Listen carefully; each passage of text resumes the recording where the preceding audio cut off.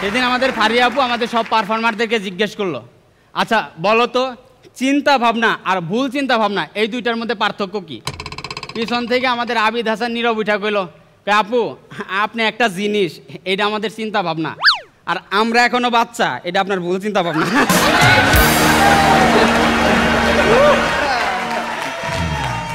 পাবনা আমিনপুর থেকে আসে আরিফ আহমেদ।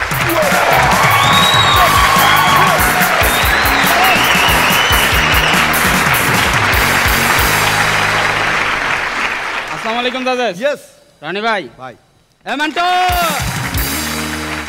দেখলেন দেখলেন আপনাদের জাহাঙ্গীরের কলা কৌশল, একবার এলিমিনেট করে মন ভরে নাই, তাই আবার ডাকছে। সেদিন আমাদের আমিন ভাই বাসায় যায় দেখে ভাবি খুব কান্নাকাটি করতেছে। ভাই জিজ্ঞেস করলো, কি ব্যাপার তুমি এত কান্নাকাটি করতেছো কেন? কয় আজকে আমাদের সব বান্ধবীদের জামাইদের বিক্রি করা হয়েছে, আর ওই সব টাকা তাদের বউরা পাইছে। ওই যে চৌধুরী সাহেব উনি বিক্রি হয়েছে 50 লাখ টাকা, আর ওই যে হাসান সাহেব উনি বিক্রি হয়েছে 25 লাখ টাকায়। এই শুনে আমিন ভাই একটু ভাব নেওয়া জিজ্ঞেস করলো, তো আমি কয় লাখে বিক্রি হয়েছি? কয় তুমি, তুষার খান, ডিরেক্টর জাহাঙ্গীর, মোস্তফা, শাওন সবাই বিক্রি হয়ে গেছো। আরে বুঝছি বিক্রি হয়ে গেছি, কিন্তু কয় লাখে? আবার লাখ মারাইছে, তোমরা সবাই একসাথে 8-10 টাকা।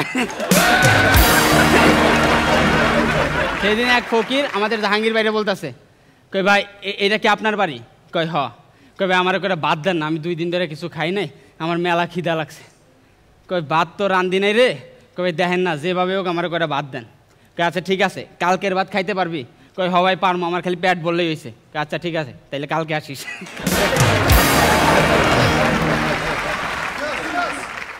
রনি ভাই, ছোটবেলা থেকেই কুকুরের আলোচনা শুনতে আমার খুব ভালো লাগে। মানে কুকুরদের আলোচনা আমি খুব মনোযোগ সহকারে শুনি। এই তো গতকালকে দেখি আমাদের ক্যাম্পের সামনে 3টা কুকুর আলোচনা করতেছে। প্রথম কুকুর বলল ভাউ, দ্বিতীয় কুকুর বলল ভাউ, তৃতীয় কুকুর বলল ভাউ ভাউ ভাউ। এই শুনে প্রথম কুকুর যায় 3 নাম্বার কুকুরের পিছনে দিল এক লাথি। শালা বেশি জানে। সেদিন আমাদের ফারিয়া আপু আমাদের সব পারফর্মারদেরকে জিজ্ঞেস করলো, আচ্ছা বলো তো চিন্তা ভাবনা আর ভুল চিন্তা ভাবনা এই দুইটার মধ্যে পার্থক্য কি? পিছন থেকে আমাদের আবিদ হাসান নীরব উঠা কইল, আপু আপনি একটা জিনিস, এটা আমাদের চিন্তা ভাবনা, আর আমরা এখনো বাচ্চা, এটা আপনার ভুল চিন্তা ভাবনা।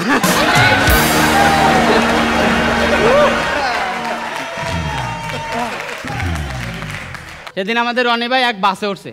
বাসে প্রচন্ড ভিড়, বসার কোনো জায়গায় নাই, ভাই দাঁড়ায় আছে। বাসে এক ভদ্র মহিলাও দাঁড়াইছিল। হঠাৎ রনি ভাই ভদ্র মহিলার গায়ের উপর পড়ে গেল। মহিলা তো রাইগা রনি ভাইরে দিল এক থাপ্পড়। কই হতচ্ছাড়া ইতর, আপনার উদ্দেশ্য কি আমি জানি। কই উদ্দেশ্য? কি উদ্দেশ্য? কই এই যে আমার গায়ের উপর পড়া।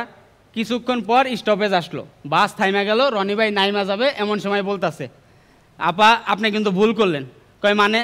না মানে আমার যা উদ্দেশ্য ছিল তাতে আমার লাথি খাওয়ার কথা ছিল।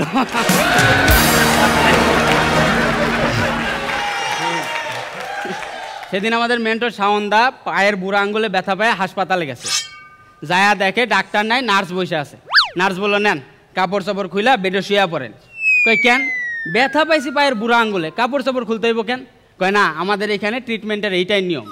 এই শুই না পাশের বেড থেকে আর এক লোক বলতেছে, কয় দাদা আপনার তো তাও কোথাও না কোথাও লাগছিল, আমি তো আইছিলাম টেলিফোন সারাইতে। আজকে আসে নাই? ও মনে হয় আজকেও পিনিকে আছে। সেই দিন আমাদের তুষার ভাই ফুল লোড হয়ে ভোট দিতে গেছে।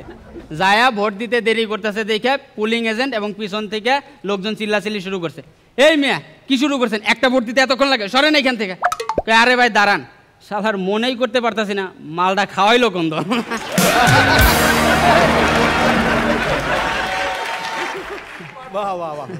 আচ্ছা আমাদের জাহাঙ্গীর ভাই তো প্রচুর কিপটা আমরা জানি, ভীষণ না? প্রচুর কিপটা আমরা সবাই জানি। সেই দিন আমাদের সব মেন্টররা হুট করে জাহাঙ্গীর ভাইয়ের বাসায় গেছে। জাহাঙ্গীর ভাই দেখা তো পুরা টেনশনে পড়ে গেছে। জাহাঙ্গীর ভাই তার বউয়ের সাথে একটা প্ল্যান করলো।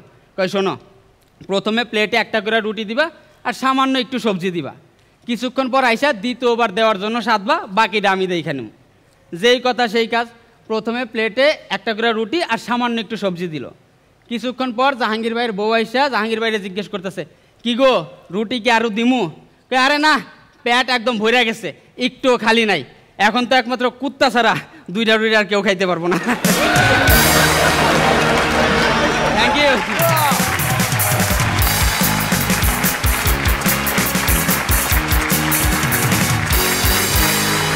আরিফ আহমেদ, ও যখন ছিল প্রত্যেকটা এপিসোড আমরা ওকে দিয়ে শুরু করতাম, কারণ ও শুরু করলে জমে যায়। ওর বলার ধরন, ওর কন্টেন্ট কালেকশন অসাধারণ। এটা জোরে হাততালি তো হবেই। ওকে, আমাদের অতিথিদের কেমন লাগলো শুরুতেই? সাজ্জাদ ভাই, আপনি বলবেন। আমার ফার্স্ট আসলাম আমি এই শোতে, এবং আমি সত্যি অ্যামেজ, খুবই হাসলাম আপনার প্রত্যেকটা জোকে। পাঁচ লাইনগুলো খুবই ভালো, আমার খুব ভালো লেগেছে। Thank you. ওকে, আরেকজন অতিথির কেমন লাগলো আগে শুনতে চাই।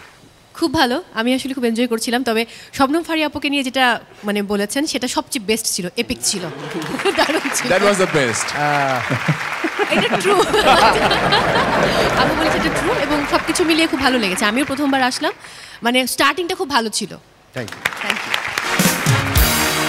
আমিন খান, একদম পুরো কামব্যাক করা পারফরমেন্স, মানে সুপার।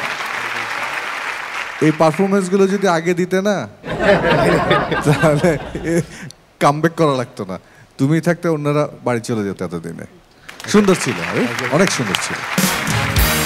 ওকে, এই যে বারবার যে জাহাঙ্গীর ভাইকে কিপটা বলতেছো, তুমি যে চলে গেলে আবার রিটার্ন আসছো, এই গাড়ি ভাড়া তো জাহাঙ্গীর ভাই দিয়েছে? না না না না, তাইনি? এটা নিজের পকেট থেকে।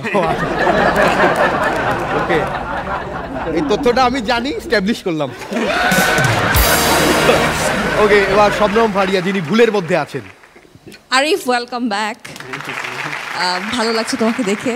লাস্ট রাউন্ডে তোমাকে মিস করেছি আমরা, ভালো হয়েছে, বেস্ট অফ লাক। কিন্তু আপনি যে ভুলের মধ্যে আছেন এটা নিয়ে একটু বলেন। সত্যি সত্যি আপনি আচ্ছা, হ্যাঁ, আমি ভাবতাম নীরব অনেক ছোট, হ্যাঁ, কারণ ও হচ্ছে, ও বলছে ও এইচএসসি ফার্স্ট ইয়ারে পড়ে। আমি যখন এইচএসসি ফার্স্ট ইয়ারে পড়তাম আমার এজ ছিল 16.5, তা আমি ভাবতাম ওর এইজও সেটা, কিন্তু কালকে আমাকে বলছো না ওনাকে 18+। তো এই জন্য আমি একটু ভুলের মধ্যেই আছি। আমি একটা ইনফরমেশন দিতে চাই। তো আমি তো আসছি, আসার পরে দেখি আবিদ শুধু এইখানে হাত বুলাইতেছে। তা আমি মনে করছি ব্যথা ট্যাথা পাইছে, তাই মালিশ করতেছে। পরে আমি ঘটনা শুনতে পেলাম ফারি আপু বলে এইভাবে হাত করছিল।